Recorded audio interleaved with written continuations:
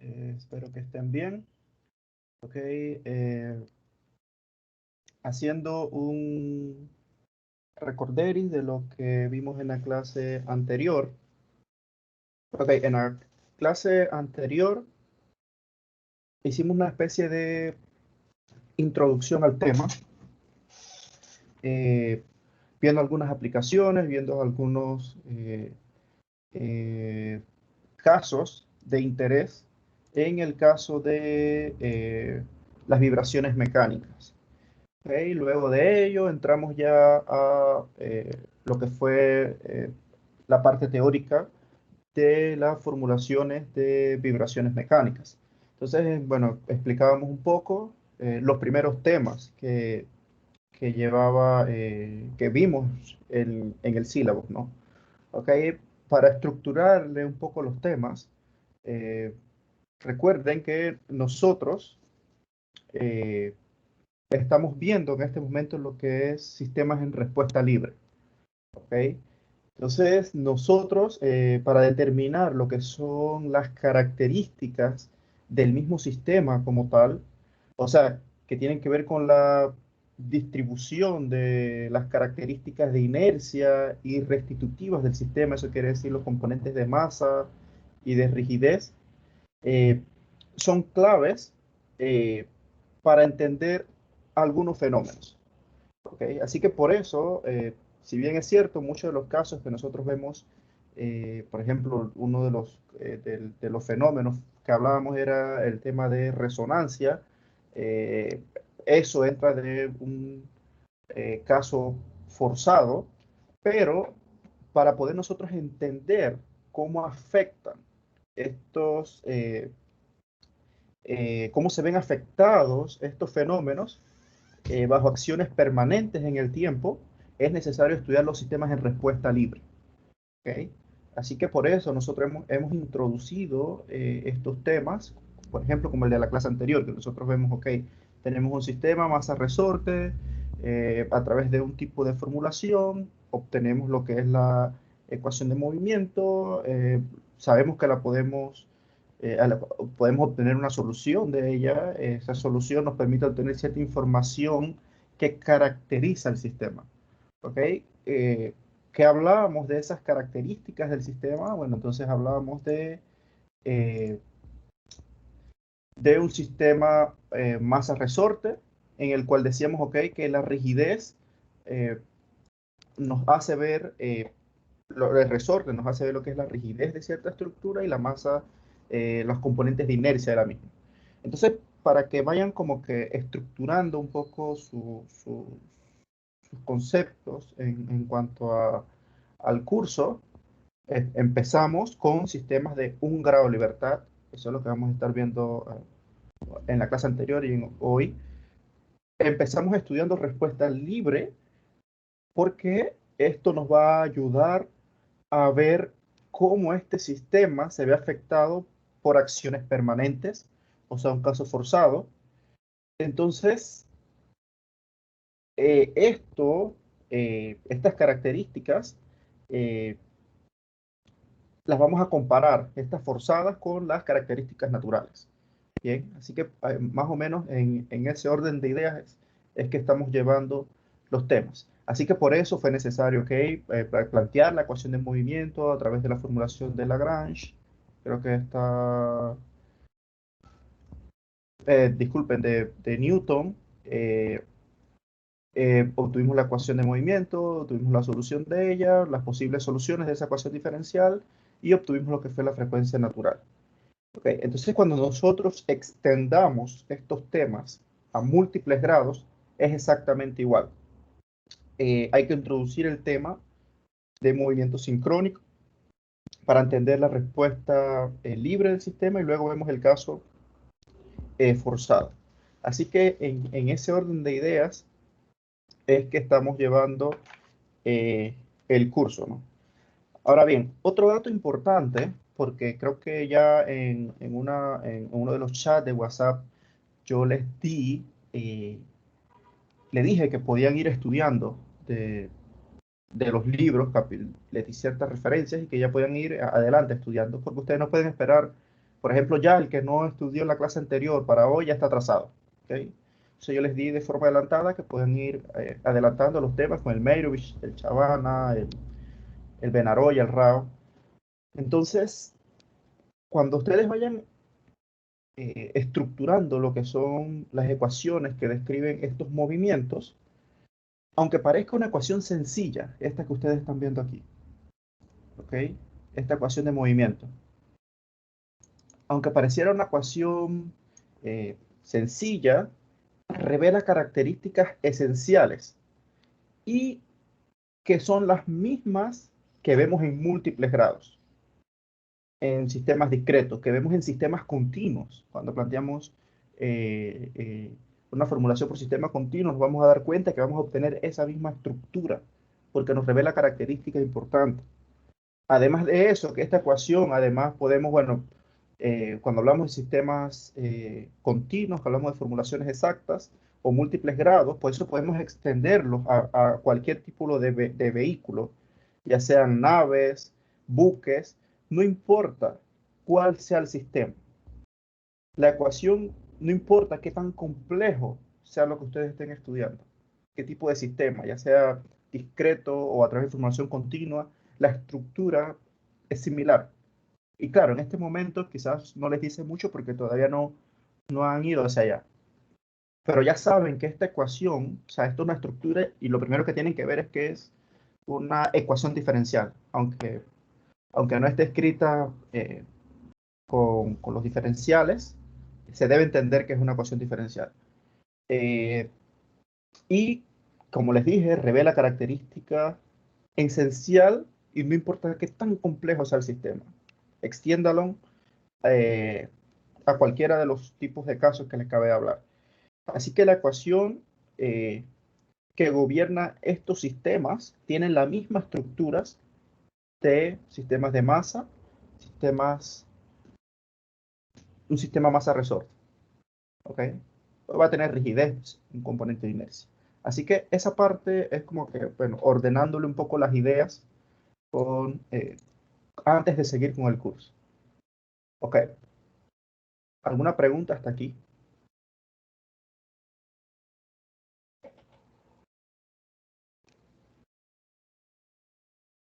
Sí, Alcibiades. Profesor, una consulta con respecto a ese movimiento de traslación. Cuando, cuando él se mueve y se llega al equilibrio, ¿ese es debido a la fuerza, a la fuerza de un movimiento o él llega sobre la masa, profesor, del resorte? Ok. Eh, primeramente, para poder que nosotros podamos entender el efecto de frecuencia natural, el sistema tiene que ser excitado. ¿Ok? Así que, por ejemplo, creo que yo les hablaba del caso de, bueno, estas son las diapositivas de la clase anterior. Por ejemplo, la copa. ¿Ok? Digamos que la copa, el modelo que vimos allá hace un momento, el sistema de masa-resorte, digamos que predice el comportamiento de traslación de una de las partes de la copa, o sea, cuando se excita. Ok, digamos que la copa de por sí, en un estado de equilibrio, eh, no tiene forma de poder, a nivel experimental, poder obtener lo que es la frecuencia natural. Bien, sabemos que si la excitamos, o sea, le damos una especie de golpe, en este caso, ¿qué va a pasar? Ella va a vibrar. Entonces, podemos decir que cuando la copa no está no ha sido excitada, no tiene de forma experimental cómo poder obtener la frecuencia natural. Entonces, sí, las características de inercia y de rigidez componen lo que es la estructura general y de por sí es una componente física del diseño de ella misma, pero para poder que exista una oscilación, tienes que excitarla. Entonces, ahora vamos acá, vamos a este sistema. aunque no diga mucho, creo que acá está el otro. Ok. Digamos que tenemos este sistema ahora. Este sistema de por sí, sin darle ningún tipo de desplazamiento, no tiene forma alguna de determinar cuál es la frecuencia natural. Porque tienes que excitarlo, ¿no? Entonces, él está en una posición de equilibrio estático. Y para poder que el sistema empiece a oscilar, tienes que perturbarlo. Pero no es una perturbación permanente. Tú lo desplazas y lo dejas que oscile. Entonces, en ese momento no está oscilando por las componentes de diseño, o sea, de inercia y de rigidez de la estructura, sino que está oscilando porque lo perturbaste. Lo mismo que tienes en este caso, que es un poco más explícito. O sea, por ejemplo, si este sistema está en un estado de equilibrio, sí, cuando esta masa va a desplazar este resorte, va a tener un desplazamiento estático, que ya nosotros pudimos determinarlo, cómo se determinaba el desplazamiento estático. Si en el sistema tuviera esa aceleración de esta forma, tú puedes decir qué tanto está desplazado. Sin embargo, para que exista una oscilación, o sea, que tenga un comportamiento como, a ver, como este, tienes que perturbarlo. ¿Okay? De por sí la masa lo desplaza, pero eso es un estado de equilibrio. Y ese estado de equilibrio, por ejemplo, lo que es la fuerza de gravedad o por el peso de la misma masa, no influyen en lo que es la frecuencia natural de nuestro sistema. Porque la frecuencia natural de nuestro sistema depende de la rigidez del elemento y de la inercia de ella. No sé si responde tu pregunta, Alcibiades. Sí, muchas gracias, profe, es que tenía esa duda. Ok. Profesor, Sí. eh, te- ahorita que estaba hablando de la copa, me entró una duda que yo he visto que en las copas a veces cuando le agregan agua pueden hacer diferentes frecuencias. Entonces quería saber si por agregar ese agua también cambiaría, por ejemplo, la frecuencia natural del sistema. O sea, lo que hace muchas veces es que, por ejemplo, lo llenan a diferentes niveles. Y algunas personas empiezan a frotar lo que es el bordo de la copa y pueden emitir una especie de sonido, de frecuencia, ¿cierto? Porque estás perturbando la copa. Pero ¿qué pasa cuando le agregaste agua? ¿Qué estás haciendo con el sistema como tal? ¿Qué estás Agre- variando? Agregándole mucha más masa y un elemento de distinta rigidez también. O bueno, no sabría. Si tú agregas masa, ¿qué pasa con la frecuencia? Entonces ya te das cuenta que estás cambiando las condiciones físicas del entorno que estás estudiando. Entonces, eso te lleva a cambiar lo que es la frecuencia natural del mismo. Por eso, cuando la golpeas llena de agua, no es lo mismo cuando la golpeas vacía. ¿Ok? Y creo Ok, que por eso mismo, cuando tienen varias copas en diferentes niveles de agua, creo que tocan diferentes notas Correcto, musicales. correcto. Estás variando lo que es la frecuencia natural de ella porque, como dijimos, la frecuencia natural es una componente de diseño. O sea, depende de su rigidez y su masa. O sea, qué tanta masa tiene una estructura, qué tanta rigidez tiene, tú lo propones.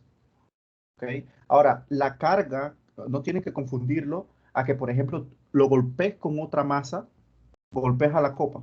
¿Ok? Eso es una masa que viene de la parte forzada, no de la componente estructural que conlleva el sistema que estás estudiando. ¿Sí? No se puede confundir eso. profesor, una pregunta. Entonces, la frecuencia que emitiría esa copa con agua sería ¿podría ser la frecuencia de resonancia o no necesariamente? No, o sea, lo que estás cambiando es la frecuencia natural. La resonancia no es una frecuencia, es una relación de frecuencias. O sea, si dijimos que cuando igualas lo que es la frecuencia forzada, claro, eso lo vamos a estudiar más adelante, pero para que vayan más o menos agarrándole el hilo al asunto, ¿no? Se los explico ahora. Eh, la frecuencia de resonancia es- se podría decir mejor la frecuencia que provoca que el sistema entre en resonancia. haciendo ver la frecuencia de la parte forzada que estás aplicando en tu sistema, ¿ok? Para no decir, bueno, la frecuencia de resonancia como que es una única frecuencia.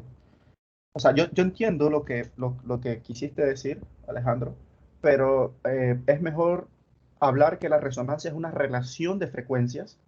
¿Por qué? Porque dijimos que es cuando la frecuencia natural se iguala o se acerca a lo que es la frecuencia de excitación externa. Son dos frecuencias distintas. Una de la estructura que estás viendo y una del sistema que está perturbando tu sistema, que está perturbando tu estructura. ¿Qué quiere decir eso? Que cuando ellas, si es una relación, entonces la relación esa es igual a 1, porque ambas son iguales. ¿Okay? Eso lo vamos a ver más adelante. Pero no, son distintas. O sea, una es la frecuencia de diseño del elemento que estudias, por ejemplo, la frecuencia natural de un puente, que ya hemos aclarado también que no hay una única frecuencia natural. Eh, eh, Depende de que estén, primeramente hay infinitas, porque depende del modo que estés analizando. Y lo otro es que la frecuencia externa no tiene nada que ver con las componentes estructurales de diseño de la misma. ¿Ok? Ok, profe. Creo que cuando uno diseña, lo que uno hace es evitar que de cualquier forma que el sistema llegue a que la frecuencia de excitación coincida con eso. O sea, tú haces el diseño para que no ocurra ese caso y evites que colapse el sistema. Por eso yo les explicaba el caso en la clase anterior, eh, el caso de un puente peatonal. Normalmente, por ejemplo, uno no piensa, ok, si tú dices, ok, los channels que yo voy a colocar acá pueden ser de 6x6, los transversales. Eh, entonces, digamos que, ok, ¿qué cargas va a soportar este puente? O sea, si es un puente peatonal, no te imaginas que va a pasar un vehículo, un carro por ahí. No esperas que hayan otras cargas adicionales demasiado pesadas como para que fallen por una componente estática. O sea, también tienes que considerar entonces las cargas dinámicas que tienes que va a soportar el puente. Y era el ejemplo que yo les ponía. Ok, entonces, ¿qué cargas en transversal vas a tener? Los pasos de las personas. ¿Qué cargas en lateral vas a tener? El viento. Entonces, tú tienes que evaluar cuál es la frecuencia. En ese caso, los pasos de la persona va a ser tu frecuencia forzada, tu frecuencia externa, que normalmente anda de 2.5 Hz, los pasos de una persona aproximado. Eh, ok, entonces yo evalúo que mi estructura, cuando yo evalúo la frecuencia más baja, porque sabemos que no hay una única frecuencia natural. O sea, yo puedo evaluar la segunda, la tercera, la cuarta, la quinta, la sexta en transversal. Sin embargo, ¿cuál es la que necesita menos energía para poder evaluarse? La más baja. Entonces, más adelante vamos a ver la parte modal del sistema. ¿Cómo es el análisis modal? ¿Cuántos modos hay? Entonces, y cómo evoluciona, ¿no? Entonces te vas a dar cuenta que, por ejemplo, para llegar a un quinto modo vas a necesitar mucha más energía que necesitabas para un modo más bajo, para el primer modo. Entonces tú evalúas el primer modo y te dices, ok, la frecuencia de las personas anda en 2.5 Hz, la frecuencia natural más baja anda alrededor de 5 Hz, estamos bien. Sin embargo, no es lo mismo diseñar para cargas estructurales, estáticas, a cargas dinámicas. ¿Por qué? O sea, no es lo mismo diseñar un eje de un generador rotor a que diseñar un puente. Normalmente la frecuencia natural del puente, tú no esperas que pase por esa zona de resonancia. Sin embargo, en un motor que saben bueno, que va a ir evolucionando su velocidad, dependiendo si tiene variadores o arrancadores suaves, no sé. Pero igual, la frecuencia va a pasar por esa zona de resonancia y lo que tienes que evaluar es que sea lo suficientemente rápida para poder que no colapse, o sea, que no se quede en ese punto. Por eso es que ustedes, quizás un caso muy típico es en las lavadoras. Las lavadoras, normalmente, claro, puede ser que por desbalance empiece a golpear el tambor, lo que son las paredes de la lavadora, por desbalance, por mala ubicación de las masas, ¿no? Dentro de ella. Pero, ok, si se dan cuenta, la velocidad empieza a aumentar. y hay una zona en el que golpea y después de eso se estabiliza. O sea, en ese momento es probable que el sistema haya pasado por su zona de resonancia, pero fue lo suficientemente rápido para poder que no siguiera golpeando. Entonces, son tips que hay que tener en cuenta dependiendo de qué estamos haciendo. Si estamos hablando en máquinas rotativas o estamos hablando en estructuras. O sea, hay que tener en cuenta eso. ¿Claro con eso? Y no hemos empezado la clase de hoy. ¿Preguntas? Es bueno aclarar esto antes de despegar porque si no, no le van a encontrar el sentido. Ahora, creo que ya algunos han dado el curso más de una vez, o sea que ya se pueden imaginar qué es lo que viene o sea, de lo que le estoy hablando, ¿no? O sea, de cuando hablamos de modos, cuando hablamos de múltiples frecuencias, o sea, ya pueden imaginarse. ¿Una pregunta? Profesor, una consulta. Cuando se hace el análisis, lo que creo que lo estaba hablando, creo que es cuando es la frecuencia más baja del sistema, que se hace el análisis, profesor. No, o sea, depende. O sea, depende. Tú puedes tener un equipo rotativo y que la cuarta frecuencia sea la que te está afectando tu estructura. Ponte que, por decir un ejemplo, o sea, un ejemplo aleatorio, que los múltiplos de la frecuencia natural son 5, 10, 15, 20 Hz. ¿Ok? Son las frecuencias naturales, todas en la misma dirección transversal. Entonces, digamos que tienes una frecuencia que te está que iguala a la frecuencia natural, pero en la tercera, en el tercer múltiplo de la primera. O sea que en el 15, o sea, tienes una frecuencia externa que en el 15 te la está afectando. Pero tienes que tener claro que te la está afectando en el 5, en el 10, en el 15, en el 20, toda frecuencia que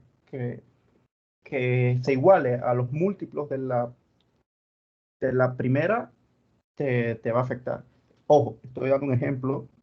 Normalmente hay que evaluar cómo es, no es una variación lineal el tema de las frecuencias naturales. Pero lo que les digo es que hay múltiplos de la frecuencia natural. Entonces, no necesariamente es la más baja.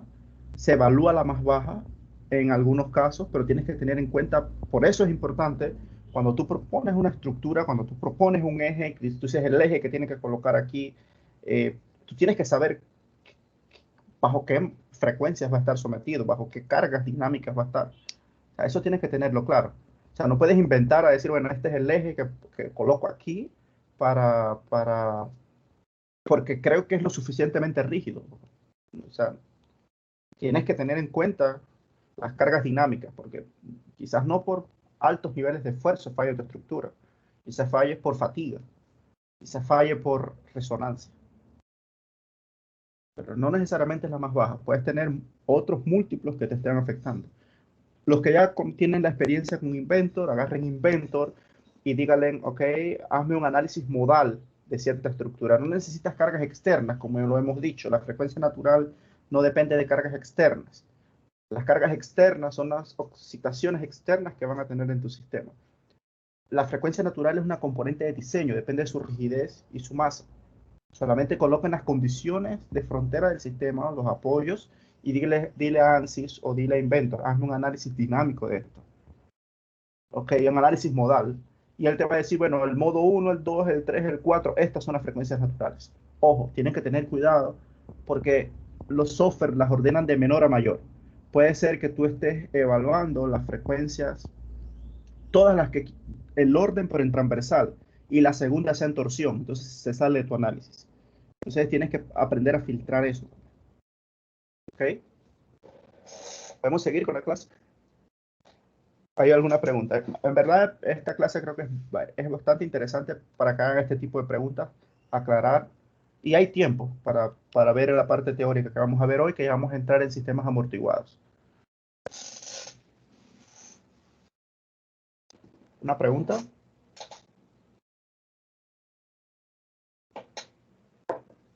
Bro, esta no es de la clase, es para lo del Moodle, para poder matricularme, que yo incluí hoy, no sé si recuerda. Ok, las matrículas del Moodle se solicitan después de la clase. Ah, ok, dale, continúa. Bueno, Vamos acá. Bueno, creo que le estaba proyectando lo de la clase anterior. Entonces, como les dije, en la clase anterior vimos todo en respuesta libre. Sistemas de un grado en respuesta libre. Y es importante entender, como les dije al inicio, la distribución de las características de inercia y restitutivas del sistema de respuesta libre, porque esto nos va a ayudar a ver cómo se afectan las acciones permanentes en el sistema. ¿Okay? Así que por eso es importante entender esto. Vale, entonces pasamos acá.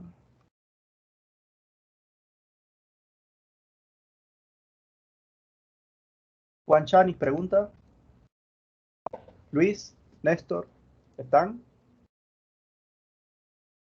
De momento no, profesor. Daniela.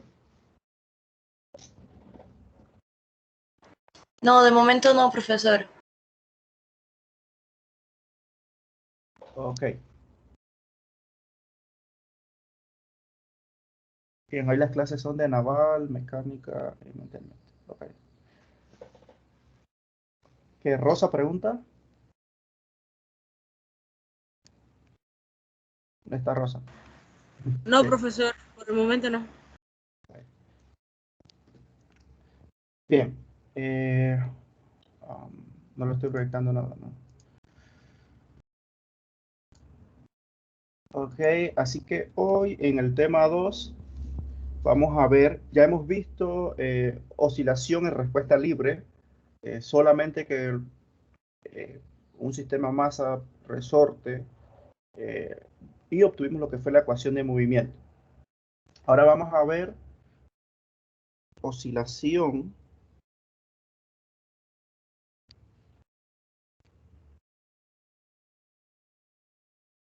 amortiguada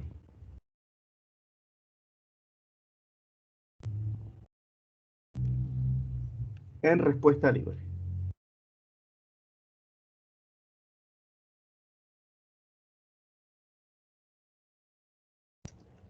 Ok.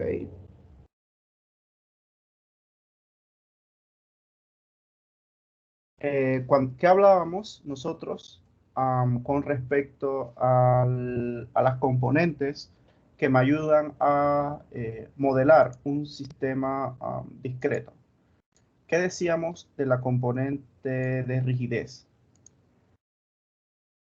¿A qué me ayudaba? A predecir qué.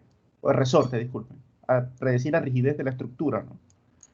La inercia, bueno, lo que es la masa del mismo sistema. Ahora, el amortiguador, ¿qué nos ayudaba a predecir en nuestro sistema? O a considerar en un sistema.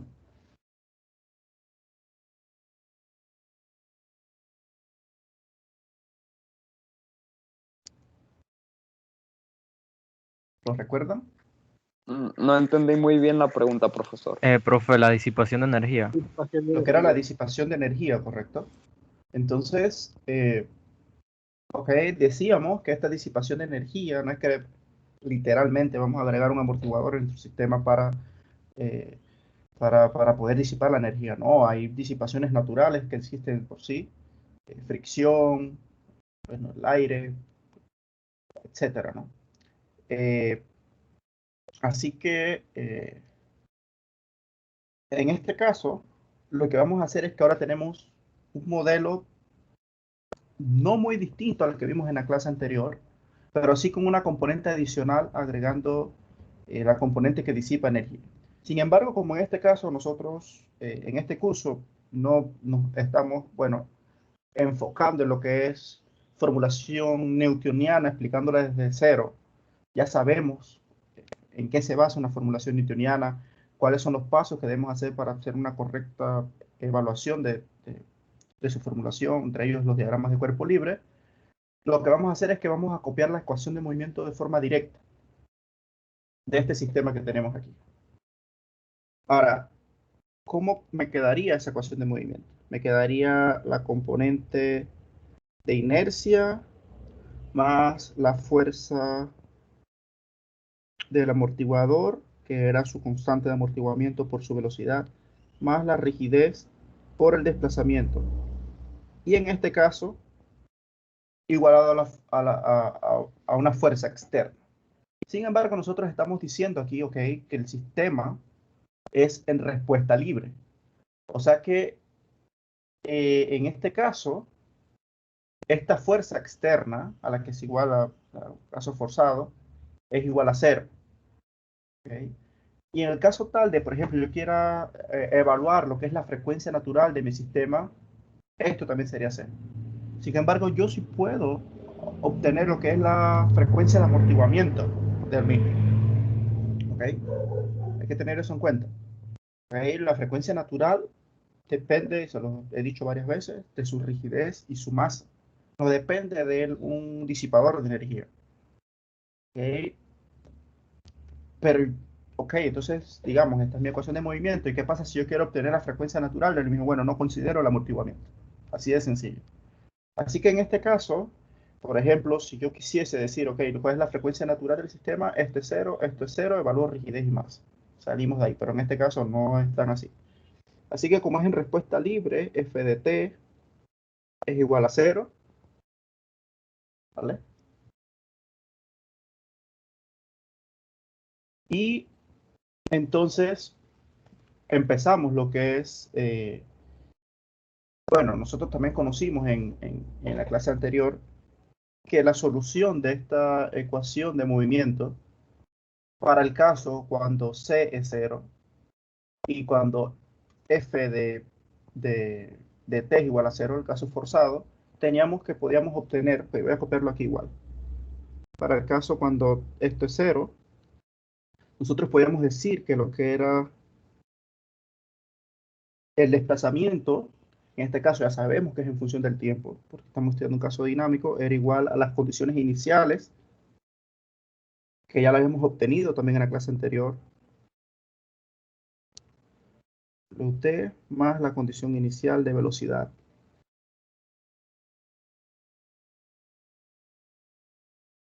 ¿Ok? Esto lo habíamos evaluado ya. Así que de igual forma, podíamos obtener entonces el caso tal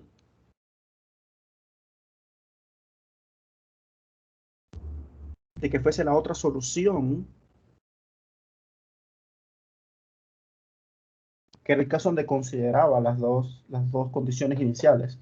Digamos, porque la primera me considera un sistema, por ejemplo, un caso porque hay solamente velocidad inicial o solamente desplazamiento inicial. Pero ¿qué pasa si hay una combinación de ambas y un desfase? Entonces, esta componente A sería la raíz de ella. Y creo que no lo recuerdan.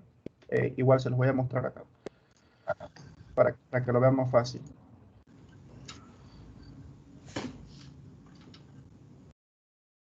Por ejemplo, en la clase 1,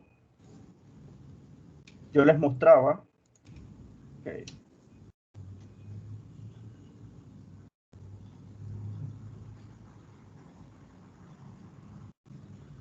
que esto corresponde a un fasor de 360 grados. Es decir, que nosotros podemos evaluar un periodo completo en 2pi o 360 grados. Entonces, tenemos dos vectores. Primero que nada, vamos a tener un vector que me relaciona lo que es el coseno del ángulo y voy a tener otro vector que me relaciona lo que es el seno del ángulo. Entonces, sin embargo, nosotros dijimos que nosotros podemos tener una componente de desfase o una solución de la ecuación diferencial desfasada que corresponde a lo que le estaba mostrando. Entonces, si ese es el vector de desfase que tenemos aquí, sabemos que va a ser este vector. Y si ya tenemos la componente opuesta y tenemos la componente adyacente, entonces básicamente es Pitágoras, de forma sencilla. ¿Okay? Así que bueno, ahora les voy a poner el dibujo nuevamente. Acá es solamente para que vean a qué equivale A. Entonces A equivale a x sub 0 al cuadrado más v sub 0 entre wn al cuadrado elevado a los medios, o raíz de ella. ¿Vale? Así que, de igual forma, el ángulo phi, que es el ángulo de desfase, yo lo puedo determinar como el tangente inverso. Ok, esta la voy a diferenciar, porque creo que utilicé A también en la clase anterior. Tangente inverso de B entre A, y eso es lo mismo que el tangente inverso del B sub 0 entre X sub 0 WN. ¿Ok? Así que esto que está aquí es el ángulo de desfase y A corresponde a las condiciones iniciales de mi sistema. ¿Ok? Ya vimos que como las obtuvimos evaluando un tiempo igual a 0 para velocidad y desplazamiento. ¿Vale? Así que lo otro que nosotros entendemos por estos sistemas es la fórmula de Euler como una solución. Y eso era lo que les iba a tratar de demostrar en la clase anterior. Y es que todos conocen la fórmula de Euler, ¿cierto? Y habían algunos que, bueno, dijeron de forma clara que en ese caso, evaluando lo que era la fórmula de Euler, yo consideraba una parte real y una parte imaginaria. Entonces, bueno, pues vamos aquí a copiar esto que está aquí. Estoy mostrando el OneNote, ¿cierto? Sí, profe. Correcto, profesor. Ahora el PPT. No, profe. No. ¿Mostrando el OneNote? Sigue en el OneNote, profe. Ok. ¿Pueden ver la imagen que les copié? Sí, profesor. Sí. Ok. Entonces, ¿entendemos hasta aquí qué fue lo que pasó? Recuerden, en este caso, bueno, hemos evaluado, o sea, sí, hoy vamos a introducir lo que es oscilación amortiguada en respuesta libre, pero vamos a terminar lo que es el tema de sistemas de un grado en respuesta libre para entonces enlazarlos con la parte amortiguada. Hacíamos la aclaración que es necesario explicar el caso de respuesta libre porque nos va a ayudar a entender la parte forzada, porque para poder conocer la parte forzada, tenemos que ver cómo la perturba, cómo perturba mi sistema. Entonces, en la clase anterior en lo que quedamos fue, ok, que tengo posibles soluciones de mi ecuación diferencial. Entonces, una de ellas puede ser esta que está aquí, que corresponde a una función que es exactamente este modelo que tenemos acá, esta oscilación, que lleva un desfase con respecto a una posición de referencia, una posición de origen. Entonces, nosotros sabemos que eso es un fasor, de igual forma. Aquí están relacionados con el concepto de fasor. O sea, cuando les hablo de fasor, ¿lo entienden? ¿En Matsu lo vieron? O sea, entiendo que en eléctrica Sí, en ajá, eléctrica lo usan bastante. se usa más, pero por ejemplo, en mecánica. Ok, básicamente a nivel fasorial, lo único es una forma más sencilla de entender el tema de la variación por el ángulo de una oscilación cíclica, de un movimiento sincrónico. Entonces, como les decía, nosotros cuando propusimos esta solución, o esta solución de la ecuación diferencial, que conlleva una función cosenoidal y una función senoidal, básicamente lo que estamos haciendo es desglosando la posición en el cual se ubica. Por ejemplo, si nosotros trazamos un vector y queremos ver la posición en este instante, ok, evaluamos una posición cosenoidal y una función senoidal, que va a depender, claro, de sus condiciones iniciales. Pero en este caso ya estamos evaluando un desfase que hay en la onda. Entonces, ese desfase que estamos viendo con respecto a una posición de origen, igual forma se relaciona con esos dos vectores, el opuesto y el adyacente. Entonces, en este caso, por ejemplo, tengo que este vector que está aquí corresponde al vector senoidal, que si hacemos un traslape es este mismo que tenemos acá. Y este es el vector cosenoidal. O sea que cuando ponemos coseno de 0, esto vale 1, evaluado aquí. Cuando colocamos seno de 90 grados o de pi medios, se evalúa aquí en este punto, el punto máximo. ¿Vale? ¿Me siguen hasta ahí? Entonces, para obtener lo que es este vector, que es el vector A, que es lo que estoy tratando de colocar acá, lo obtenemos a través de Pitágoras. Eso fue lo que hice hace un momento. Entonces, ya hemos obtenido una de las formas de solución de mi sistema. Entonces, ¿esto qué me va a permitir? Ya yo conozco lo que es la frecuencia natural de mi sistema. ¿Cómo evalúo la frecuencia natural del sistema para estos dos casos? La frecuencia natural es igual a la raíz de K entre M, ¿vale? Entonces ya conozco esta componente que está aquí, conozco el ángulo phi y conozco mi condición inicial. Entonces, perfectamente, por ejemplo, ya le pueden evaluar en MATLAB, lo que prefieran, la evolución en el tiempo de esa oscilación. Entonces, ya conozco esa información, ¿vale? Ok, entonces, ahora, otro punto es que eso que les he mostrado ahí, esta solución, es la parte real de la fórmula de Euler. ¿Ok? Entonces vamos a ir un poco más acá. O sea, este x de t, que es igual a coseno de WNT menos phi, es igual a la parte real de la fórmula de Euler. Parte real de Euler. Así que digamos que yo quisiera extender esa solución con Euler. O sea, digamos que yo ahora evalúo con la solución de Euler. E igual a la I WT menos phi. ¿Sí? Ahora ustedes dirán, pero ¿qué fue lo que le pasó al profe? Que apareció con el imaginario, un exponencial. ¿Qué hizo? ¿Por qué lo planteó de esa forma? Ahora bien, si yo les dijera que yo pudiese demostrar que esa combinación de senos y cosenos, para digamos que la parte imaginaria de mi sistema, o sea, porque ahora introducí un imaginario, evalúa lo que es el eje vertical de mi plano. O sea, ahora en mi plano voy a tener una parte real y una parte imaginaria.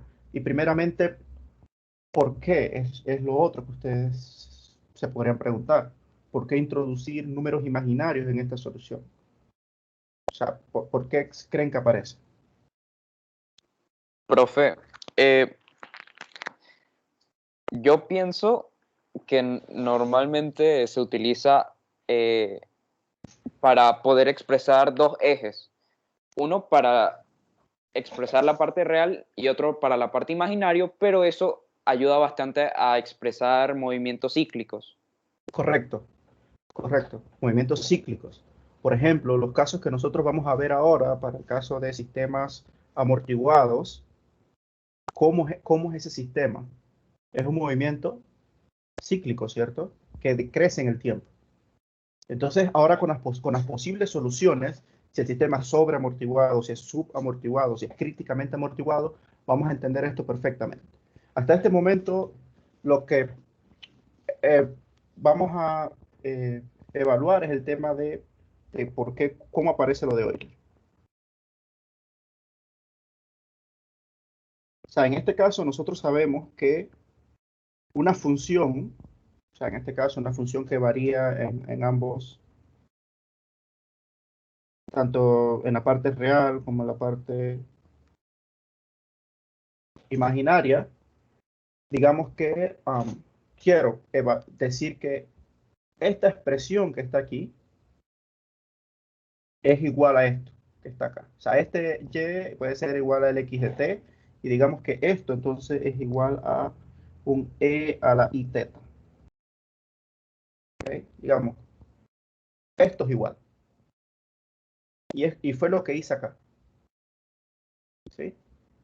Fue lo que hice acá, entendiendo que x de t tendría una estructura similar. Ahora, ¿por qué es que esa exponencial y a la teta es igual a esta función? Es lo que hay que demostrar, ¿no? Entonces, lo primero que vamos a hacer es derivar esta función con respecto al ángulo. Entonces aquí me queda, bueno, la derivada de coseno es menos seno de teta, por la derivada del ángulo es 1, más la derivada del seno sería coseno, coseno de teta. ¿Ok? Así que desde esta forma, bueno, yo puedo reescribirla. Ok. En un dy de teta, y eso va a ser igual a, y vamos a reescribirla. Ok, esto es un paréntesis. Y coseno de teta más y seno de teta. ¿Ok? Cierto, ¿no? ¿Me siguen hasta ahí? Es lo mismo que tenemos arriba. Solamente factorizamos y sabemos que, bueno, que en este caso eh, un imaginario al cuadrado es igual a ¿qué? -1. Correcto, es lo mismo que tenemos ahí. Así que yo tranquilamente podría decir entonces, ya sabemos que esta expresión que está aquí es y. Así que de y entre de teta es igual a y. ¿Ok? Así que esto yo lo puedo llevar a dy entre y es igual a i de teta. Entonces aplico logaritmo natural, queda logaritmo natural de y es igual a i teta, y esto es igual a y, ok, un momento. Y es igual a la e de i teta, que es lo mismo que tenemos arriba, ¿no? Coseno de teta más i seno de teta. Esa fue la demostración de Euler. Entonces, por eso es que le aparece el imaginario. ¿Ok? Entonces, por eso es que la utilizamos a veces de forma quizás directa, pero sabemos que eso es igual y partimos de ahí, como si fuese una estructura matemática ya comprobada. ¿Ok? ¿Preguntas hasta aquí? Entonces, normalmente ustedes ven que algunas personas vienen y se tatúan que la ecuación de Euler y se tatúan una condición específica de la condición de Euler, y es cuando el ángulo vale 0. Y dicen, ok, dice que E a la I pi más 1 es igual a 0. Pero en realidad la ecuación de Euler es mucho más abarcadora, es mucho más bonita, mucho más, varía con respecto al ángulo que la estés evaluando. O sea, no es una condición específica. Porque normalmente dicen, ok, la ecuación de Euler es E a la I pi más 1 igual a 0. No, eso es una evaluación de un caso de la ecuación de Euler. ¿Ok?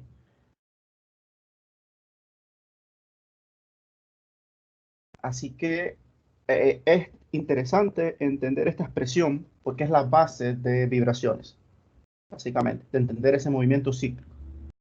O sea, ya esto le va a dar mucha información que, que es útil para entender lo que está pasando en los sistemas. ¿Okay? Así que por eso es importante introducir esto. Es importante introducirlo para que, bueno, no apareció de la nada y no entienden de dónde viene esta solución. Ahora bien, Quizás, claro, cuando vamos a hacer un análisis mucho más profundo, nos vamos a derivar todo esto. Así que lo que quiero que se lleven con esta explicación en este punto es que ahora cuando vayamos a ver los sistemas amortiguados, que en este caso, bueno, lo que pasamos es, como ustedes recuerdan, los que ya, bueno, ya dieron el curso de dinámica aplicada, que aplicaban Laplace. Entonces, Laplace, dentro de Laplace, del concepto general de Laplace, tenemos adentro lo que son algunas transformadas integrales. Estas transformadas integrales, dentro de ellas está lo que es Fourier. Pero yo, en cierta parte, hablo un poco más general de Laplace. O pudiese hablar también de las siglas Fast Fourier Transform, que sería transformada rápida de Fourier, que aparece en muchos textos. ¿Qué hacemos con eso? ¿Por qué es necesario? ¿Qué hacemos cuando aplicamos Laplace? En algunos de los casos, bueno, depende de en qué dirección estemos yendo, pero cuando aplicamos, por ejemplo, una transformada rápida de Fourier, ¿qué estamos haciendo? Por ejemplo, esta expresión que tenemos aquí en este momento, ¿qué es? Digamos, bueno, vamos a escribir todo de nuevo. Están viendo el OneNote, ¿cierto? Sí, profe. Sí, profesor. Ok, tenemos que esta es la ecuación del movimiento del sistema que estamos analizando acá arriba. Ok, ahora sí, saltamos de acá, esta es la ecuación de movimiento. Así que digamos que ahora yo podría decir de forma directa que una de las posibles soluciones o la posible solución más general de este sistema es así, E a la ST. ¿Me creen? O Sí, quizás profe. o quizás digamos, vamos a utilizar otra variable. Bueno, vamos a utilizar esa.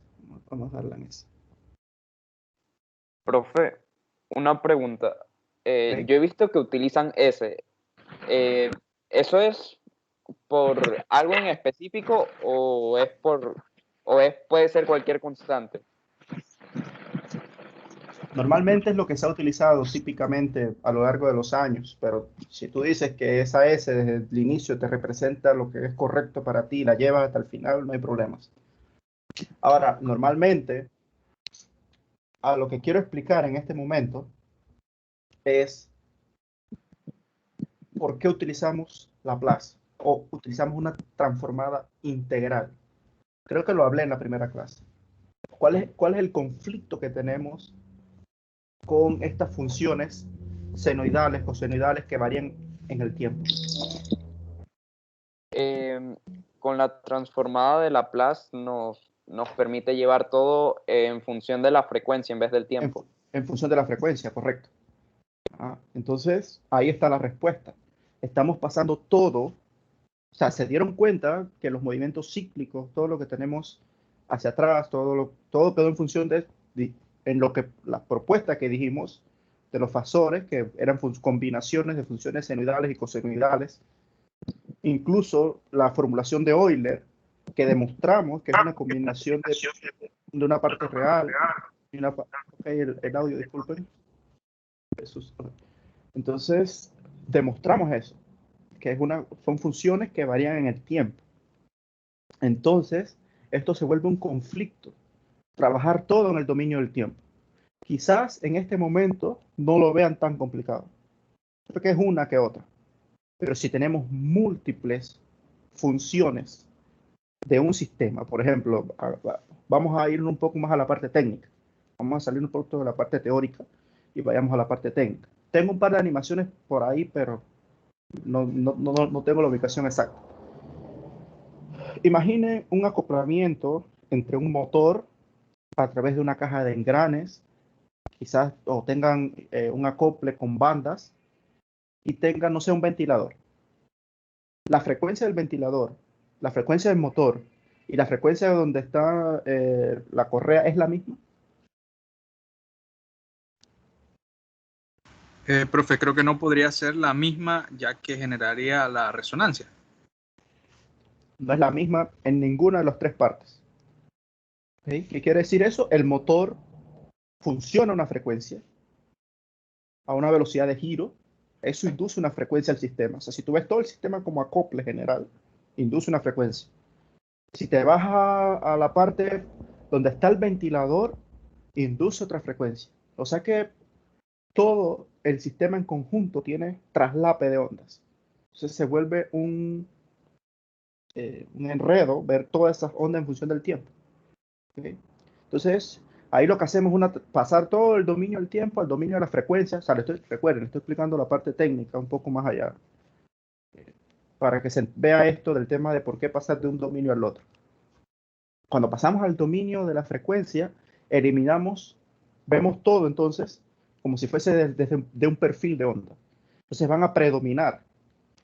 Okay. Voy a hacer un poco una especie de dibujo aquí. Okay. Digamos que ahora yo tengo esto, yo tenía una onda así, que es la fundamental. Pero digamos que ahora, como induje, tengo varios sistemas, ahora la onda es algo así. Entonces, esto me ayuda de forma directa estas expresiones. No, ¿cierto? O sea, esto ya no es tan fácil de predecir. Entonces, lo que hacemos es hacer un filtro. Yo le digo filtro. Es pasar del dominio del tiempo al dominio de la frecuencia. Entonces, cuando pasamos al dominio de la frecuencia es como si la viéramos de perfil. Entonces, vamos a tener una fundamental. O sea, lo vamos a ver entonces así. Esto es en el dominio del tiempo y esto es en el dominio de la frecuencia. En hertz. Entonces, ahora vemos barras así. Y es mucho más fácil ver el tema de los armónicos, ver el tema de cuando hay fallas en engranes, cuando hay desalineamiento, cuando hay... porque son huellas, dependiendo del tipo de falla que tenga la máquina, si es desalineamiento, si es desbalance, si es falla por rodamientos, ella muestra una huella. Ese patrón típico te da información de qué es lo que está ocurriendo en la máquina. Por eso se pasa al dominio de la frecuencia. Ahora bien, eh, no es nuestro interés ir allá. Ahorita estamos en que necesitamos pasar esto, o sea, al dominio de la frecuencia. Entonces, ¿cómo hacíamos para pasar al dominio de la frecuencia? Laplace, ¿cierto? Aplicando, sí, Entonces, ahora en Laplace, o sea, este x de t me va a aparecer con s. Entonces, yo podría reemplazar entonces, me quedaría ms al cuadrado más cc, sc, más k igual a 0. O pudiese reescribirlo de esta forma.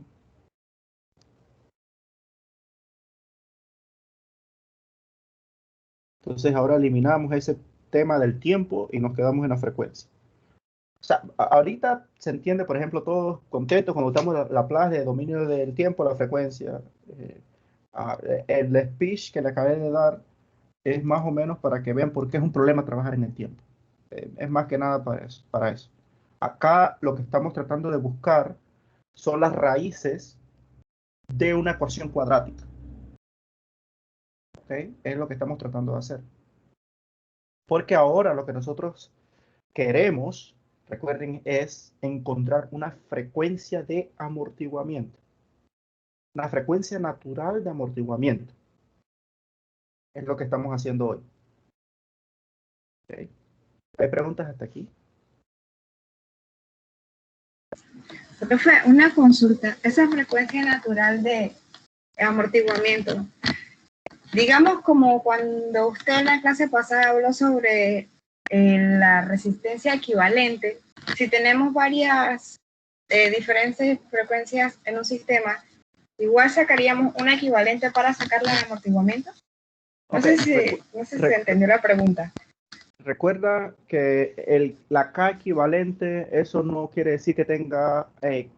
ok, creo que el punto va en el porque hayan, por ejemplo, que tengas un sistema masa-resorte con cinco resortes en paralelo, no quiere decir que únicamente tiene esas 5 frecuencias naturales porque obtienes la frecuencia natural de cada resorte. O sea, simplemente la rigidez equivalente de todo el sistema es la suma de ellas y obtienes una frecuencia natural. Si tú quieres ver otro modo, que sería el segundo, tendrías que plantear un modelo distinto al caso físico que estés estudiando. Y de esa forma obtienes entonces ahora 2 ecuaciones de movimiento que vamos a verlo cuando entremos a múltiples grados. Ahora, lo que sí es cierto es que tú puedes tener constantes de amortiguamiento en serie y en paralelo. De igual forma, o sea, puedes obtenerlo. Y también puedes obtener uno equivalente, puedes obtener y obtener lo que es la frecuencia de amortiguamiento. Que recuerden que en este caso, nosotros lo que estamos viendo es a qué tan ese movimiento cíclico que tenemos, qué tanto se disipa en ese movimiento cíclico que tenemos de disipación, cómo es esa frecuencia de disipación. Eso es lo que estamos viendo ahora. Pero sí, puedes obtener uno equivalente. Pero es importante entender lo que dije al principio. Porque tengas 5 resortes en paralelo, no es que ese modelo sea de 5 modos. Si todos están en paralelo. Es un sistema de un modo. Si quisieses plantear un modelo distinto, tienes que ver la combinación o cómo lo haces. Vas a tener entonces 2 masas, vas a tener ahora 2 desplazamientos posibles. Hay que considerar otras cosas. No sé si responde a tu pregunta. Sí, profe, gracias. Okay. ¿Alguna otra pregunta?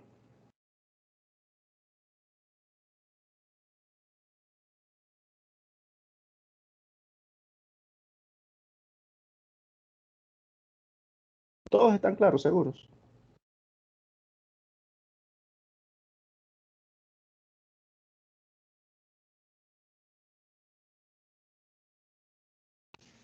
Seguros. Sí, profesor. Sí, sí, profesor. Okay. Bien.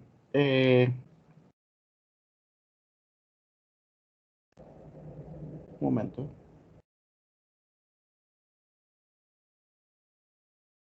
Ok, seguimos.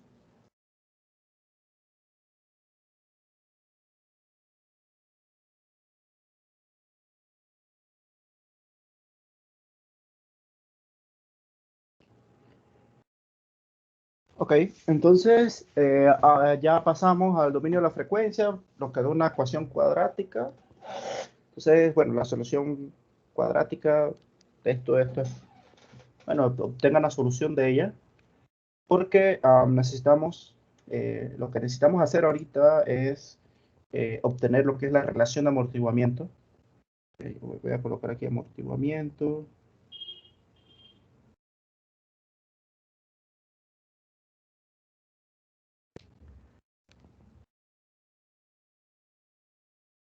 Ok, entonces, esa solución, voy a tener dos posibles soluciones. 1 y 2, me queda que es menos C entre 2M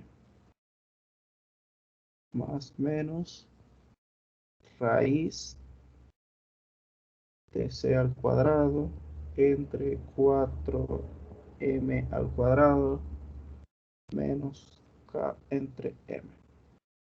¿Ok?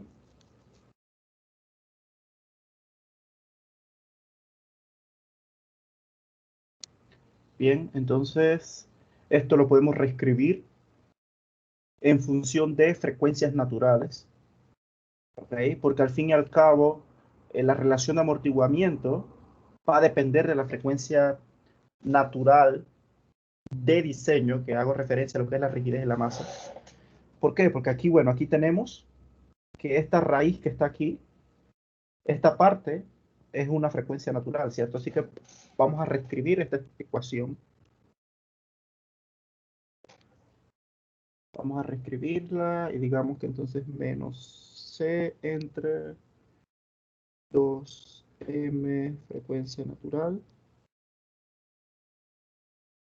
por la frecuencia natural más menos frecuencia, no ha alterado mi ecuación, sería C entre 2m frecuencia natural menos 1. Ok, lo que hice fue multiplicar la ecuación a ambos lados, todo por la frecuencia natural. Ok, ahora, bien.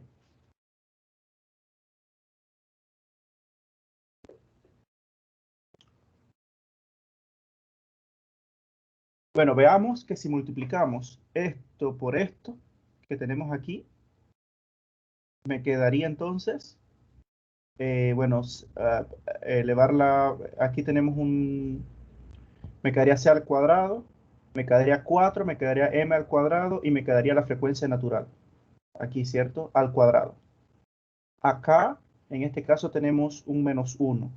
Así que si yo dividiera todo por la frecuencia natural, me quedaría exactamente lo que tenemos aquí. Y aquí también, multiplicar arriba y abajo la frecuencia natural, o sea que no afecte este término, o sea, no afecté en nada la ecuación. Simplemente la reescribí con frecuencias naturales. ¿Hay alguna pregunta? ¿Se entendió lo que hice? Yo, Hasta profesor, el momento sí, profe. ¿Alguien dijo que no? cuando esa ecuación se basó en la fórmula general, ¿no? Esta es una solución de esta ecuación cuadrática que tenemos aquí. Esta es la solución de una ecuación cuadrática. Una de las formas de solucionarla, ¿no? Igual, ustedes la pueden solucionar como ustedes prefieran. Pero esta es una de las formas de obtener esta solución, y lo que hice simplemente aquí fue hacer un rearreglo en la forma de reescribirla.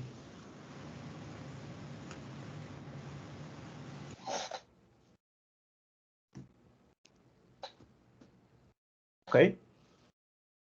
¿Claro? Profesor, tengo una duda, profesor. Ajá. Profe, cuando usted agarró la ecuación que la transformó a la frecuencia, usted consiguió las condiciones iniciales como cero, profesor. No, en este caso no he evaluado nada de las condiciones iniciales. Simplemente tenemos una ecuación de movimiento que en este caso, ya sea por Lagrange o por Newton, la obtuvimos. O sea, en este caso pues, es por sumatoria de fuerzas, plantea este diagrama de cuerpo libre. Esta es una de las posibles soluciones de esta ecuación diferencial.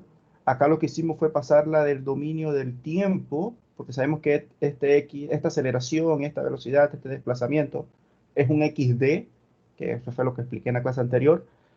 Ahora lo pasamos al dominio de la frecuencia. Al pasarlo al dominio de la frecuencia, te diste cuenta que las aceleraciones quedaron con un s al cuadrado, las velocidades con un s y los desplazamientos, bueno, es 1, ¿no? Entonces, aquí lo que hice fue dividir todo entre m para que me quedara este término y poder aplicar la solución de la cuadrática. Y este caso es la solución, como es una cuadrática, voy a tener dos posibles soluciones, 1 y 2, porque es más menos. Eso fue lo que hice, no he evaluado condiciones iniciales ni nada. O sea, las condiciones iniciales se evalúan para obtener, por ejemplo, yo quiero evaluar desplazamientos. Ok, aquí va introducido lo que son las condiciones iniciales. ¿Vale? Gracias, profesor. Profe, eh, comentando algo también por la misma rama del compañero, es que cuando uno aplica la Laplace de la derivada, hay eh, unos, hay como que unas funciones evaluadas en cero, unas condiciones, me imagino que iniciales, pero no sé qué pasa hasta llegar al ms al cuadrado. O O sea, sea, tú dices, por serían, ejemplo, cuando evalúas la condición impulso, cuando evalúas la condición, o sea, ¿te refieres a esas condiciones iniciales? eh, Por ejemplo, cuando tú estás viendo control y tú dices, ok, yo introduzco una condición inicial impulso y bueno, la paso al dominio de la frecuencia.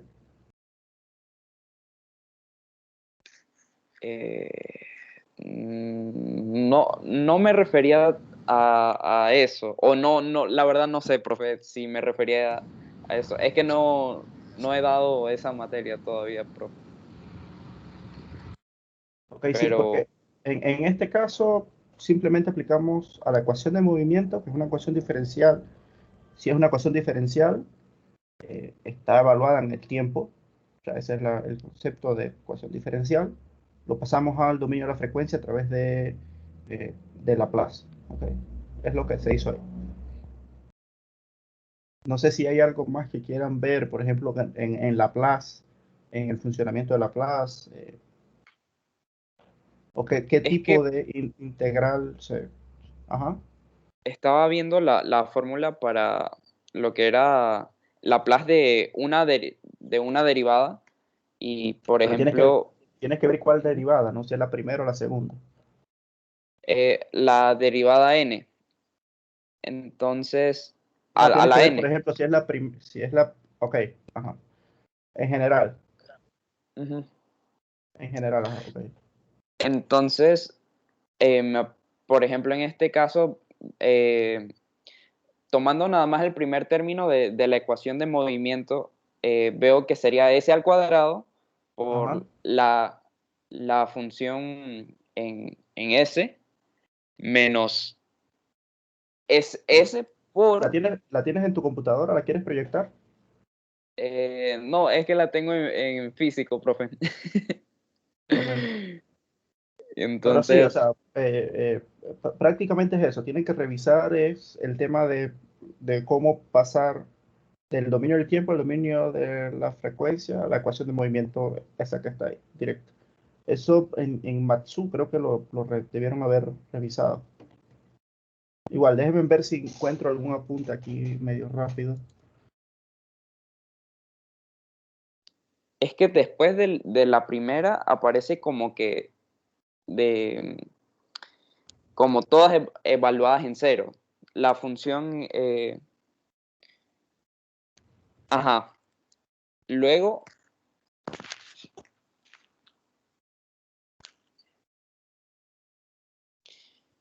solo que lo que como que no me cuadra es que no estamos tomando o sea, no sé qué serían esas funciones evaluadas en cero Ok, al aplicar Laplace. ok, déjame mostrarte acá.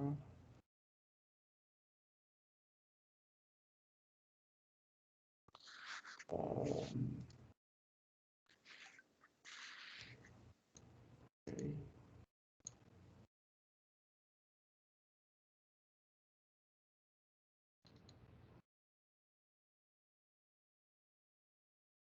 Ujú.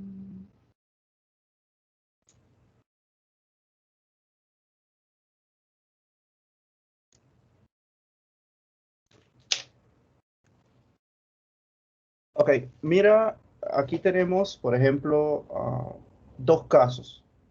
Un caso en el que evalúas una ecuación diferencial de primer orden y una en el cual evalúas una ecuación diferencial de segundo orden. En ese caso, nuestra ecuación diferencial corresponde a una ecuación diferencial de segundo orden. ¿Qué significan estas constantes? Ya eso va a depender de qué tipo de análisis estemos haciendo, ¿no? Eh, lo que tenemos que estar claros aquí es que, por ejemplo, cuando tenemos eh, una segunda derivada o una ecuación diferencial de segundo orden, cuando utilizas Laplace, ¿saben? Vamos a buscar las tablas Laplace, en verdad no me la sé de memoria, te va a quedar un S al cuadrado, evaluado por una función de transferencia, que es una evaluación de salidas y entradas de tu sistema. Entonces, a nivel de estructura, es exactamente lo mismo. Por ejemplo, si tú multiplicas S por S, te queda S al cuadrado, B medios, como es velocidad, te queda una S, y en este caso, esta U que corresponde a la parte como si fuese de rigidez de tu estructura. ¿Ok? Así que a nivel de solución es muy similar. Igual acá abajo, cuando la reescribes. ¿Sí? No sé si acá se ve la pregunta que estabas haciendo. Para ver, si no me equivoco, era Alejandro. Es lo mismo. Es que no veo, o sea, pareciera como que lo tomaran como 0, pero no sabría decirle. ¿Pero qué es 0? ¿Puedo pedir la palabra, por favor? Sí, claro. Creo que se refiere cuando sacamos a Laplace de la segunda derivada, de la x con dos puntitos. Eso nos da un x de 0 y un x de 0. Las condiciones iniciales. Se te escucha abajo, Yadir. Profesor, lo que el compañero trata de decir es que usted recuerda que en Maxu, cuando uno sacaba la Laplace de una función, a uno le daban como las condiciones iniciales. Entonces eso es lo que se refiere al compañero, que si esas condiciones iniciales son 0. Bueno, lo que pasa, ok, ya capté. En realidad ustedes están evaluando son las condiciones del laplaciano. Creo que por ahí va la pregunta, ¿no? Ok,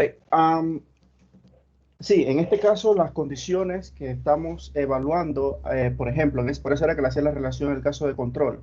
No tenemos una función de transferencia para introducir lo que es la entrada del sistema. O sea que esa condición inicial es 0 en el caso tal, porque estamos evaluando una respuesta libre. Okay, una respuesta libre, simplemente el sistema está oscilando hasta que disipa su energía en cierto instante. Cuando entremos a respuesta forzada, entonces sí tenemos que plantear una entrada, una condición inicial de entrada y una condición inicial de salida. ¿Okay? Las condiciones iniciales que se evaluaron aquí son condiciones iniciales de desplazamiento, o sea, para que el sistema empiece a oscilar de forma natural. Todavía no hemos entrado al caso forzado. Por eso esas condiciones iniciales son 0. ¿Ok? O sea, todavía, por ejemplo, cuando ustedes dicen, ok, tenemos una entrada de este tipo, ¿okay? Cuando planteamos nuestra función de transferencia, que tenemos que decir, ok, cuál es nuestra entrada, cuál es nuestra salida, cómo responde mi sistema. Ahí sí tenemos que considerar esa parte. En este caso, al ser una respuesta natural, no se considera. ¿Vale? Sí, profe, ahora sí está claro. Ahora sí entiendo, profe.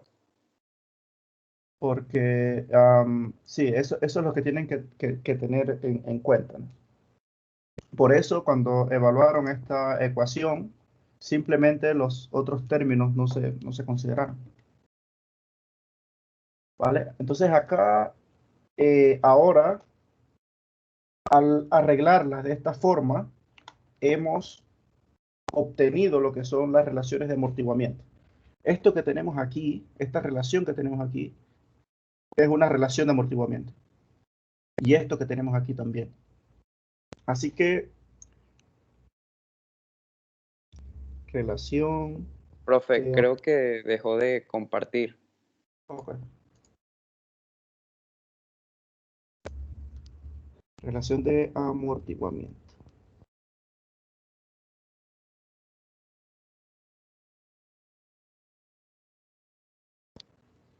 Entonces, esa relación de amortiguamiento que excita es C entre 2MWN.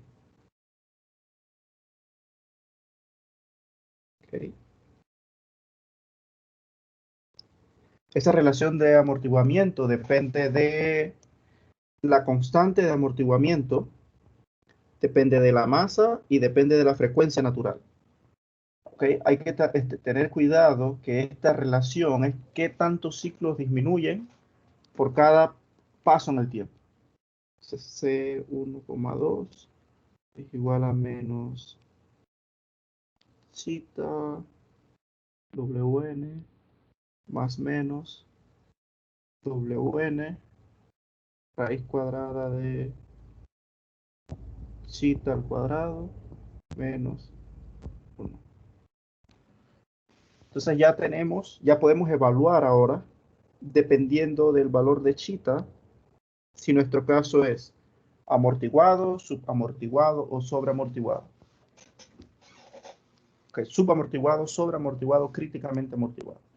Entonces, ¿de qué va a depender eso? De mi relación de amortiguamiento. Si mi relación de amortiguamiento es mayor a 1, si es menor a 1, si es igual a 1 o si es 0.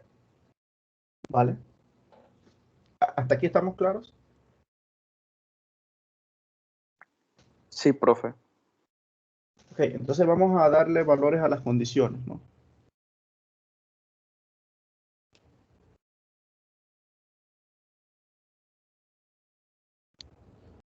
Cuando zeta es mayor a 1, ok, primero sabemos que Profe, una pregunta. Ajá. Disculpe. Una consulta.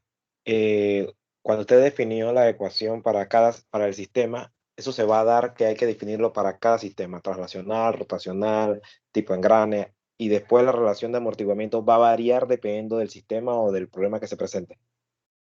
Ok, recuerden lo que dije al inicio. O sea, esta ecuación que está aquí, esto que vemos aquí, en este caso corresponde a un caso traslacional.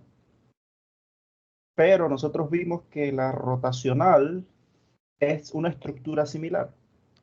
Entonces, les decía hoy al inicio de la clase que esa estructura que ven ahí, esa ecuación de movimiento, tiene características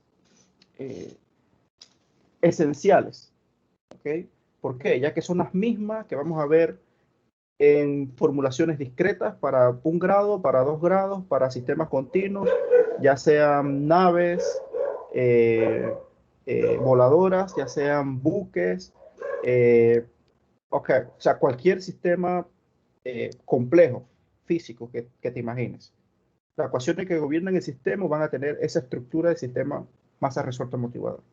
O sea, va a ser muy similar. O sea que la solución que estamos haciendo simplemente es conocer las características de ese sistema y va a tener la misma estructura. Porque al fin y al cabo el comportamiento que vas a tener va a ser un comportamiento equivalente.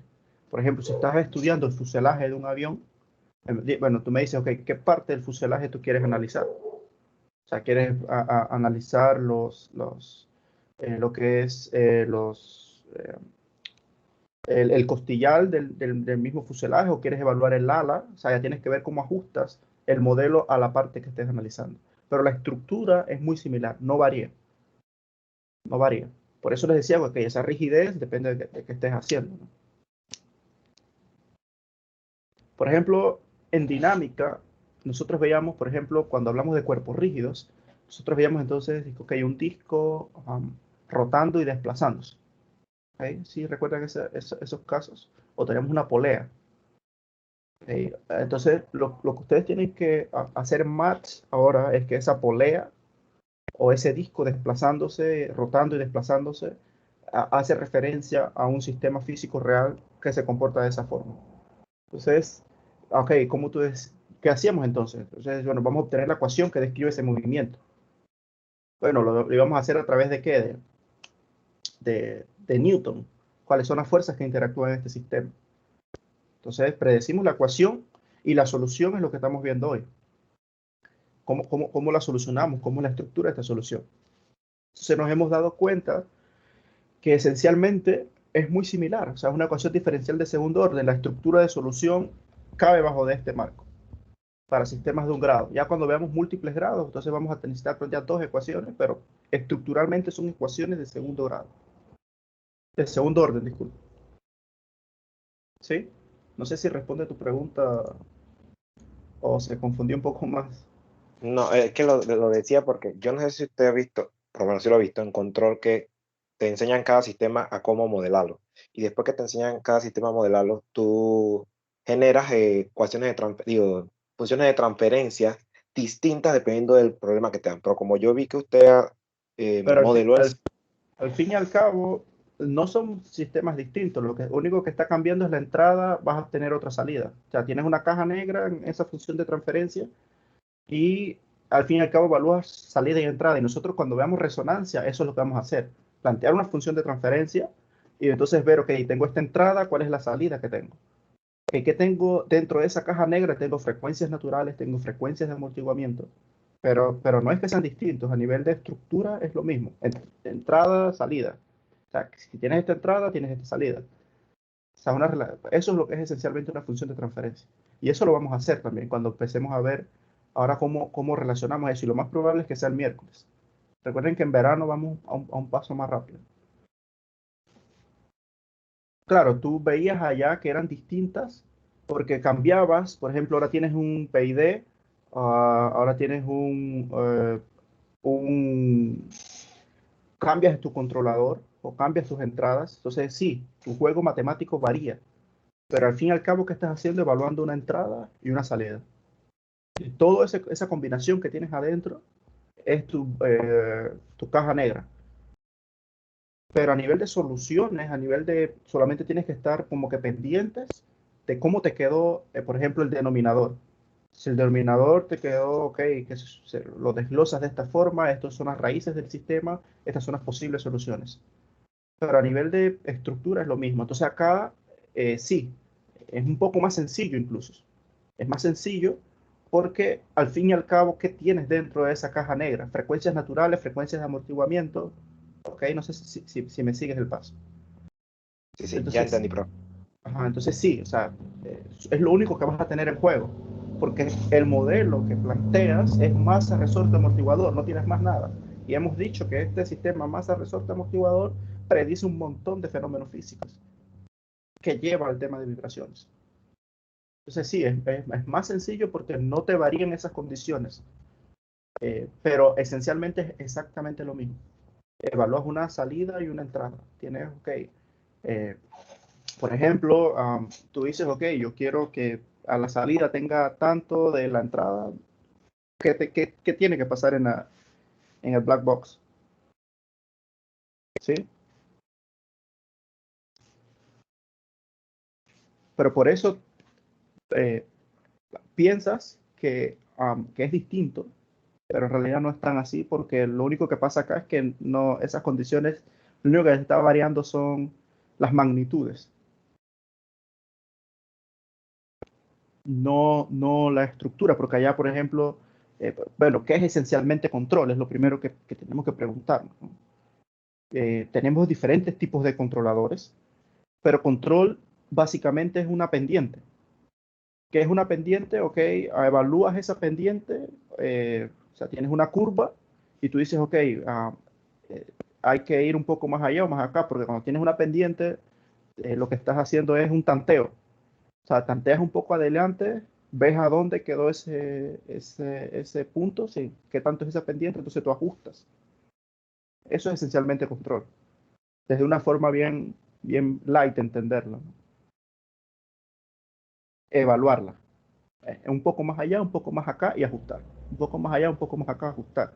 Claro, dependiendo de lo que estés haciendo, te va a funcionar un controlador mejor que otro. Pero bueno, en este caso no nos interesa tanto control. Ahora, en este caso, lo que vamos a hacer es evaluar esas condiciones porque está bien. Estamos hablando de movimientos cíclicos. Hemos dicho que estos sistemas físicos llevan eh, funciones senoidales, cosenoidales. En este caso, para obtener una solución de cierto tipo, para obtener lo que fueron las relaciones de amortiguamiento, eliminamos la condición de tiempo. Ahora vamos a volverla a evaluarla. Entonces, ok, ¿qué es lo primero que tenemos que evaluar? Ya sabemos que tenemos relaciones de amortiguamiento, tenemos condiciones. Entonces, estas condiciones me van a dar información importante. ¿Por qué? Porque yo quiero saber, recuerden, estamos en el caso de amortiguamiento, cómo se disipa esa onda. Si esa onda en realidad no tiene un damping lo suficientemente pronunciado, cómo es ese ajuste de disipación de onda. Si es de un solo golpe, si es cíclica o no. Entonces, eso me lo va a decir mis condiciones. Ok, voy para que agarren un break de 5 minutos. Así que voy a tomar agua y regreso. ¿No? Son las 7:33. Así que, bueno, a las 7:37 por ahí estoy regresando. Ok.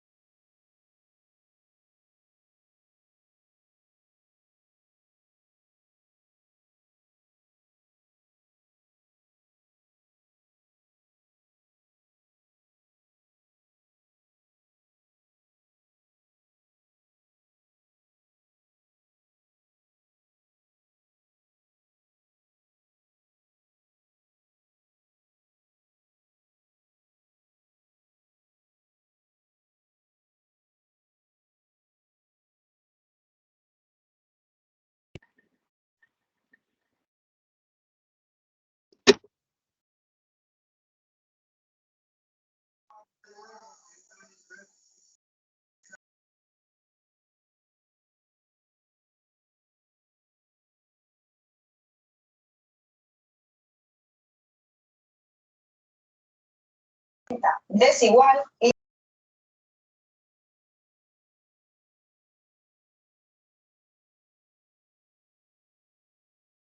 Ok, regresé. Entonces, ahora lo que vamos a hacer es evaluar las condiciones, ¿no? Nosotros sabemos que la ecuación que estamos tratando en este caso, amortiguado, tuvo esta estructura. Así que una de las posibles soluciones tenía esta forma a través de la fórmula de Euler. Así que bueno, vamos a colocar la solución de las condiciones, la solución de la ecuación, que es la S de t. Entonces vamos a evaluar el caso cuando θ es mayor a 1. ¿Ok? Tenemos que tener claro que en este caso nosotros evaluamos el caso para, bueno, ahora ya lo podemos reescribir en función del tiempo o la relación de amortiguamiento. Entonces, en este caso, cuando chita es mayor a 1, le llamamos que el sistema es sobreamortiguado. Sistema sobreamortiguado. Ok, entonces esa solución para el caso del sistema sobreamortiguado tiene una forma de este tipo. Menos chita Wn de t más menos Wn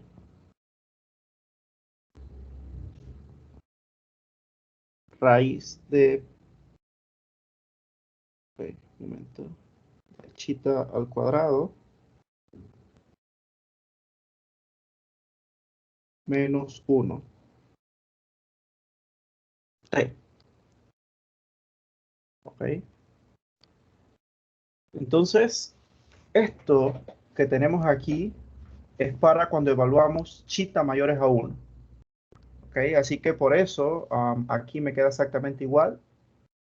Y en este caso también me queda exactamente igual. Lo único que cambiamos fue que ahora estamos evaluando las condiciones S de t, que es lo mismo que tenemos acá arriba, ¿no? El exponencial este, el valor del exponencial. Ahora bien, ¿qué tipo de gráfica representa o cómo es un comportamiento sobreamortiguado? Entonces, cuando tenemos un comportamiento sobreamortiguado, más o menos el comportamiento tiende a ser de este tipo. Si se dan cuenta, claro, aquí es una gráfica X, tiene valores en el eje vertical y horizontal, no le hagan tanto caso a ello. Lo que sí tenemos que estar pendientes es de la pendiente de amortiguamiento de esa onda. Sin embargo, ok, no los casos que yo voy a ver, por ejemplo, en casos de vibraciones, normalmente no tienen este comportamiento. Los casos que vemos en vibraciones tienen un comportamiento que ya les creo que lo dijeron hace un momento, un comportamiento cíclico. Sin embargo, aquí estamos viendo cómo es el valor de S de t para evaluar el comportamiento en el tiempo. O sea, se dan cuenta, aquí tendrían que evaluar de chita mayor a 1 y en el tiempo para ver cuál sería este comportamiento del desplazamiento. Ahora, evaluemos para el caso subamortiguado. ¿Okay? Igual, vamos a ver cuánto tiene que ser el valor del S de t para el caso subamortiguado. El caso subamortiguado es uno de nuestros mayores intereses en vibraciones y es cuando la relación de amortiguamiento es menor a 1. Este sería nuestro sistema subamortiguado.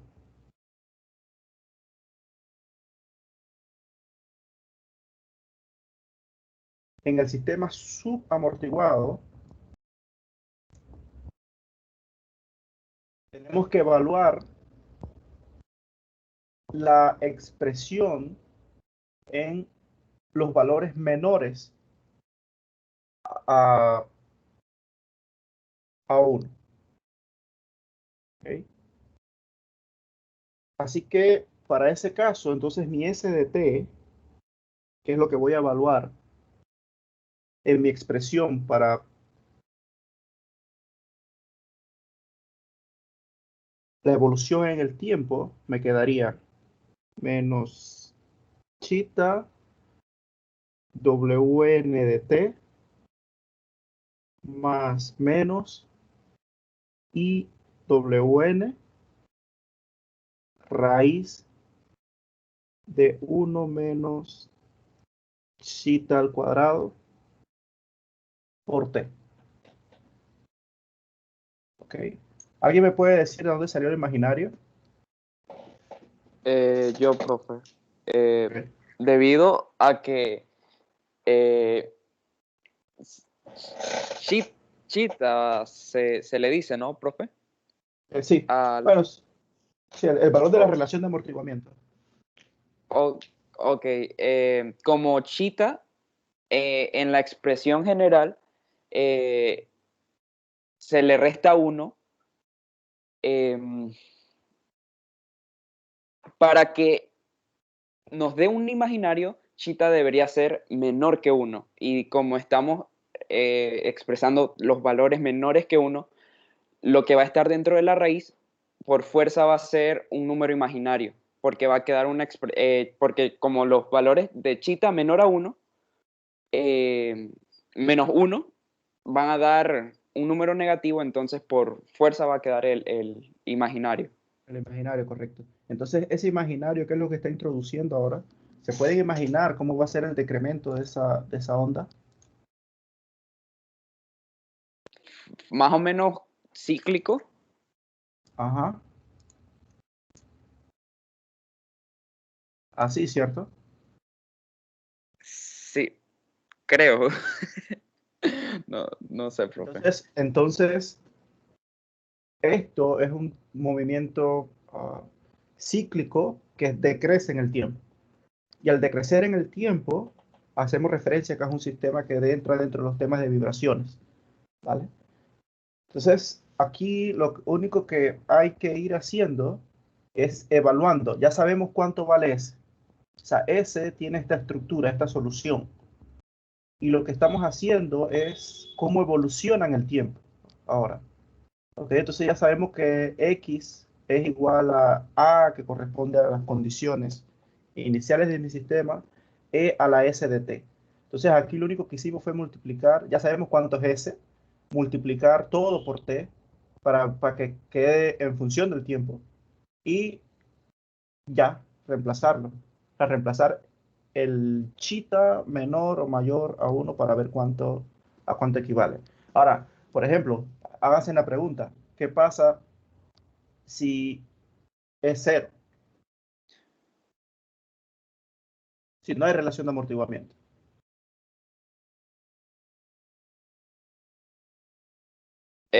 Como creo que estaría dentro del rango de que es menos 1. Digo, de que es menor a 1. Y entonces también tendría O sea, si no hay un relación de amortiguamiento, comportamiento. si no hay relación de No, amortiguamiento, disculpe. Solo tendría parte, creo que imaginaria. y sería un movimiento.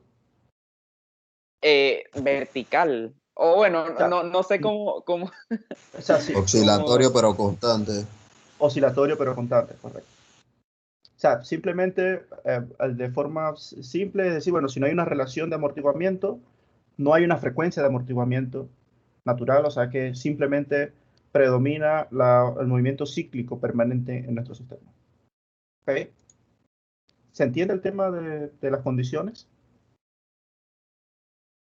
Yo creo que lo que tienen que hacer es con más calma sentarse a evaluar. Ok, ya sabemos cuánto vale S, sabemos que esta es nuestra solución evolucionando en el tiempo. Entonces, bueno, lo que necesito es el exponente este que está aquí.